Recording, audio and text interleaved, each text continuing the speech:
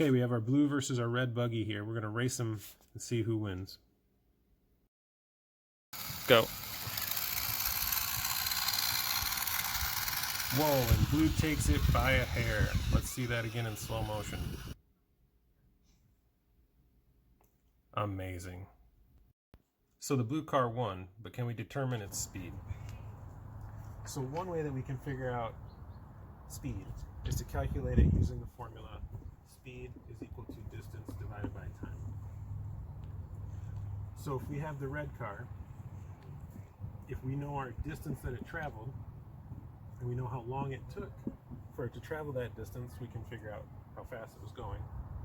Now if you notice, I put a meter stick down, so that meter stick will be our distance. So we're going to do 1 meter.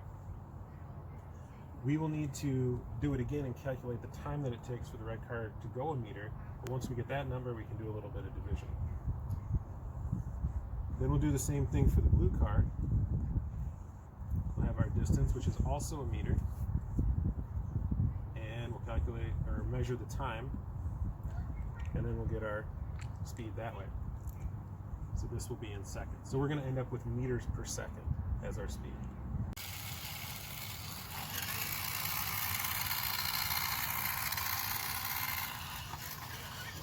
All right, what are we looking at? 2.44 seconds.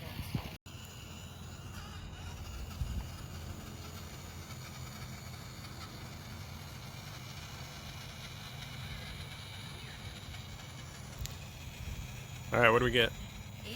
8.45 seconds. All right, so we got our 8.45 seconds for the red car. We got 2.44 seconds for the blue car. Now the only thing that's left is to do some calculations.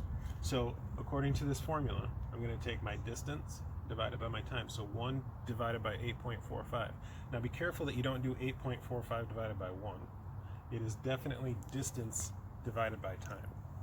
So if I do 1 divided by 8.45, I get a speed of 0.11834332, blah blah blah. Goes on forever.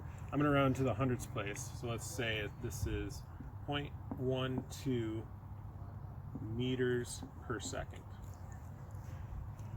Now for the blue car, if we did 1 divided by 2.44, I get a speed of 0.4098367, which if I round to the hundredths place is going to be 0.41 meters per second.